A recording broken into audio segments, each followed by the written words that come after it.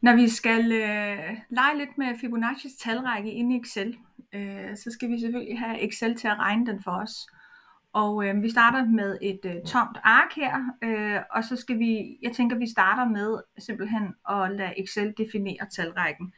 Fordi det vi jo ved om Fibonacci's talrække, det er, at de to foregående tal giver det næste. Altså den starter med 1, og fordi der ikke var noget før, så 0 plus 1, det giver også 1. Så de første to tal, det er 1. Det næste tal, det er så 2, og det er det, fordi 1 plus 1 er 2. Men det skriver vi ikke. Det lader vi Excel regne selv.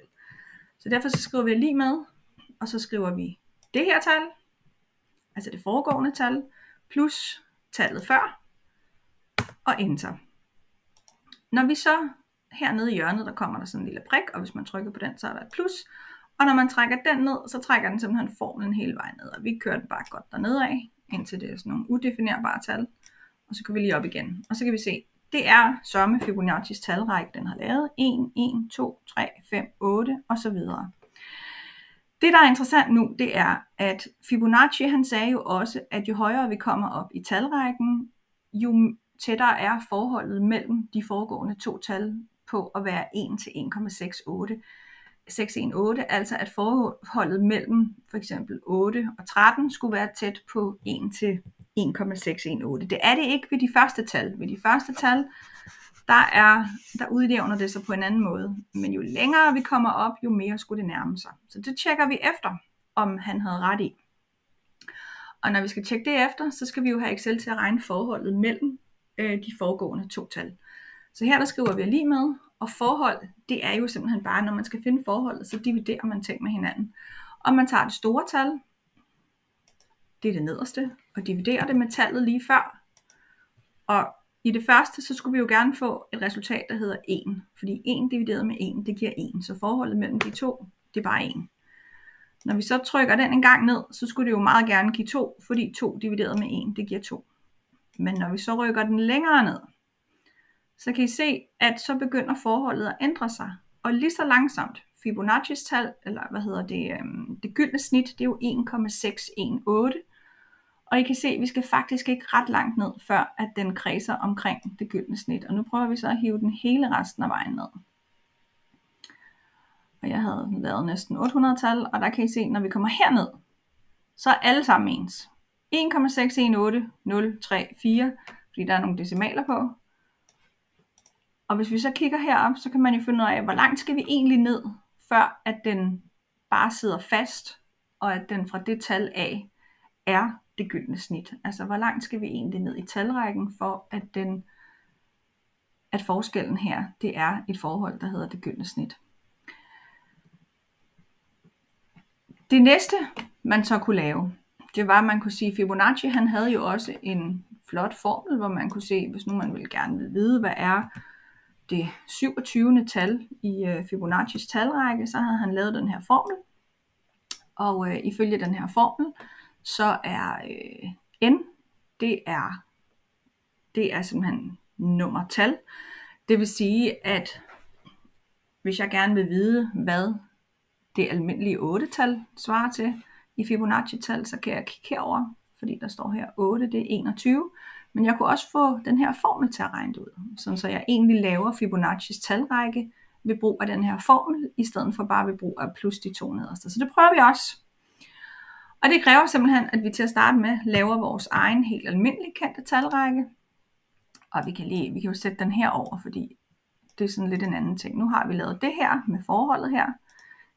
Den her kan vi lave gylden, fordi det er jo det gyldne forhold, vi har fået frem her. Og herover der har vi den helt almindelige talrække, som vi skal lave. Og det gør man egentlig bare ved at skrive to tal, for så kan den godt finde ud af, at hvis man markerer de to tal, og går ned og trækker ned, jamen så ved Excel godt, at det er vores helt almindelige arabiske talrække, som vi skal lave her. Sådan. Der. Og så kommer det svære, fordi nu skal vi have lavet den her formel om til en Excel-formel. Og det ser noget anderledes ud, og vi skal bruge en masse parenteser, fordi ellers så kommer det ikke til at virke. Fordi at faktisk hver ting, der er her skal vi have sat i parentes, sådan så Excel ved præcis, hvornår at den skal gøre hvad. Og vi starter med at trykke er lig med. Og så trykker vi til at starte med, at vi skal lave den her 1 kvadratrod 5, og det gør vi ved at sige 1, og så selvfølgelig,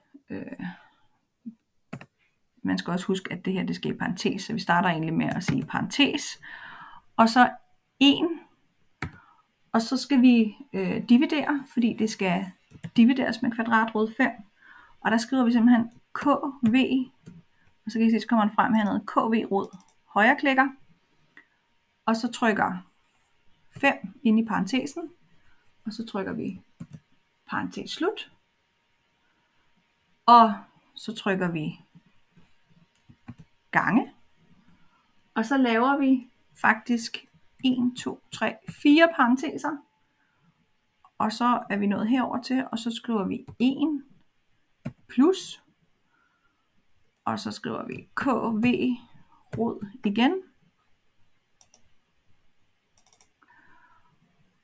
og der skriver vi også 5, fordi det står der jo, og parentes slut, og der er vi så faktisk nødt til at lave 2 slutparenteser, og så divideret med 2, og parentes slut, så er vi nået hertil.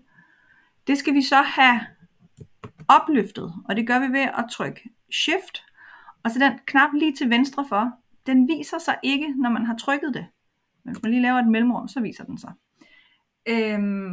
Og så starter vi egentlig med, fordi det er jo det her tal, vi skal have sat op, det er nemlig n, så det vil sige, det er vores almindelige tal, og der trykker vi så derfor på den her i rækken.